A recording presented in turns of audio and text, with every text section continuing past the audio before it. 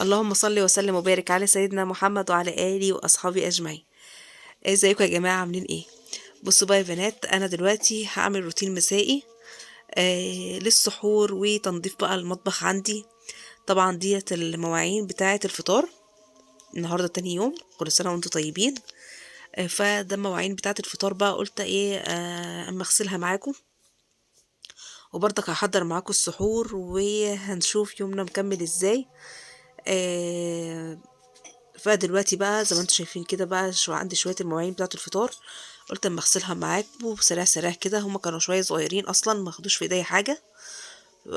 غسلتهم وظبطتهم وظبطت الدنيا الحمد لله. طبعا رمضان او اختلاف ايام تانية غير رمضان، المواعين دي ما بتخلصش وعلى طول موجوده. وانت بقى شغاله كده في غسيل المواعين، اذكر ربنا وما يبقاش كده في دماغك الا ذكر الله. ساعات كتير الواحد وهو بيغسل المواعين يفتكر كده مشاكل اللي حصلت له، يفضل يفكر في حاجات ملهاش اي تلاتة لازمة، وممكن يتعصب وهو بيغسل المواعين اصلا لو افتكر اي مشكلة مثلا مرت عليه. ممكن مشاكل تكون من سنين السنين، وساعات غسيل المواعين دي الواحدة تقوم ايه فاكراها. فلا، اشغلي بالك بقى واشغلي نفسك كده بذكر الله، واحنا في ايام مفترجة، فيا رب دعواتنا تستجاب، اللهم امين. فزي ما انتم شايفين كده المواعين خلاص كنت خلصتها. ومعاك ما بقولك بقى، ما كانش عندي الحمد لله مواعين كتير، لاني النهارده كنت عامله اكل يعني بتاع امبارح، فكنت مقضيه بيه النهارده في الفطار. فمواعيني الحمد لله ما كانتش كتير خالص. الرز اللي انا برميه ده مش هرميه في الزباله، يعني سوري في اللفظ، بس هديه لاي واحده عندها مثلا حيوان بتبقى محتاجه حاجات زي كده. فهغسل بقى الحله بتاعه الرز كويس جدا. ما تقلقوش، انا الحمد لله ما برميش اي حاجه، حتى مثلا لو فاض مني اكل فبس بديه لاي واحده تكون بتربي حيوان عندها، فبديهولها. وزي ما انتم شايفين المواعين كانت بسيطه، شويه اطباق مع حلتين وخلاص، وكوبايتين تلاتة كده وبس كده. وقمت ماسكه بقى الحوض، شطفته شطفه كويسه جدا، وغسلته وخليته زي الفل. انا الرخامه بتاعتي ديت مجنناني بجد والله. كل ما بغسل، لو غسلت كوبايه لازم الميه تجري عليها، ومن كتر ما ساعات الميه بتقوم نازله من الرخامه، لان مفيش جدار حامي مثلا الرخامه اللي تنزل الميه في الارض. فساعات اخلي مش اخلي الميه من غصب عني تنزل في الارض.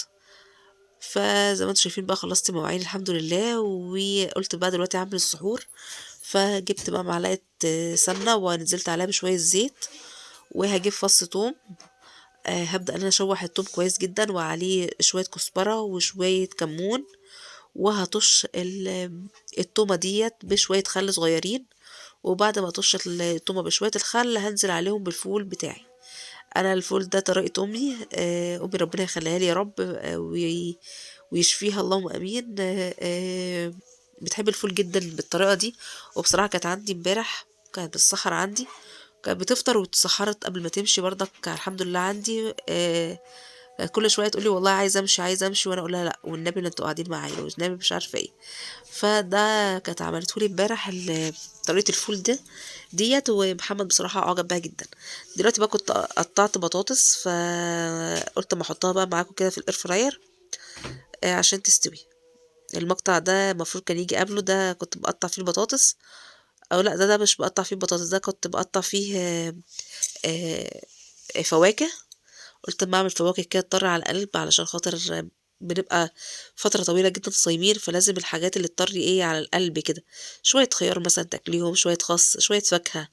الحاجات دي بتبقى حلوة قوي وتطري على قلبك كده. وخصوصا الجو ساعات هو لحد دلوقتي الجو ساقع، بس احنا مش ضامنين، ممكن بكرة يبقى الجو حر. فالحاجات دي بتبقى حلوة جدا، بترطب كده. وبنقعد طبعا ساعات كتيرة جدا ما بنشربش فيها مية عشان الصيام. فده حاجات حلوة. الفواكه بالذات بتبقى جميلة جدا في رمضان، وخلاف رمضان طبعا، سواء الخضار أو الفاكهة. حاجات مفيدة ومفيدة جدا للجسم. دلوقتي جبت بقى الصينية بتاعتي، وجبت بقى الجبن، وبدأت ان انا ارص الجبن في الاطباق بتاعتها. معلش انا اسفة جدا على صوتي لاني بصراحة عايزة انام خالص، والفجر خلاص أذن، فبصراحة عايزة انام. قلت اما اسجل لكم الصوت وانام على طول.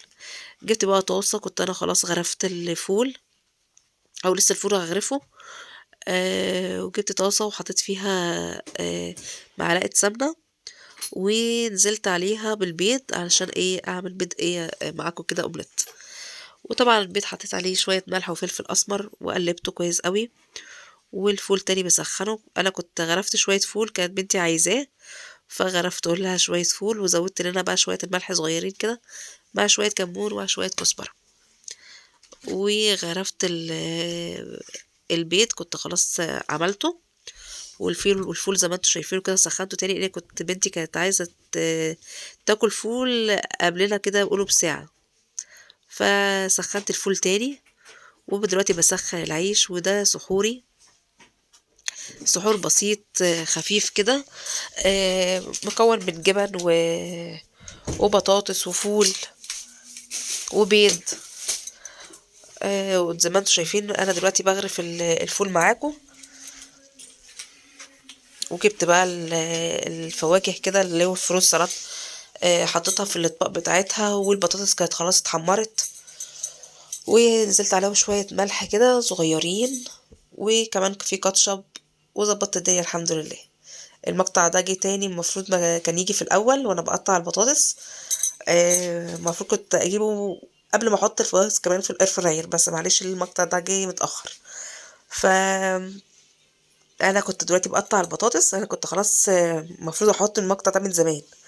فبقطع البطاطس واغسلها واقطعها معاكم صوابع، وبعدين احطها في الاير فراير. لو حد يعرف اي تقطيع قطعت بطاطس نوعها كويس، لان انا دورت كتير، كل اللي بشوفهم في السوق قطعات بصراحة بحس ليها يعني مش أصلية ومتقلدة، وفي نفس الوقت بحسها ضعيفة قوي، حتى المتقلدة مش حلوة. فلو حد عنده قطعت بطاطس حلوة وجميلة، ممكن يقولي في الكومنتات ايه نوعها، علشان بصراحة محتاجاها ضروري جدا، اللي بتقطع الصوابع بطاطس. انا عملت ايه 3 بطاطسات كده صغيرين مش كبار قوي، وسط يعني، وهقطعهم صوابع واحطهم في الاير فراير. بس قبل ما احطهم في الاير فراير بقوم حاطه عليهم ميه سخنه، وبحب ان انا اسيب الميه السخنه في البطاطس قولوا ايه 10 دقايق كده، وبعدها بقوم مصفيها من الميه بتاعتها، واقوم حطها في الاير فراير، وبرش عليهم رشه زيت خفيفه خالص. زي ما انتم شايفين بحط فيها زي ما بقول لكم كده الميه، وبسيبها 10 دقايق، وبعد كده بحطها في الاير فراير. ده الفيديو بتاعي، اتمنى يكون عجبكم، ما تنسوش في اللايك.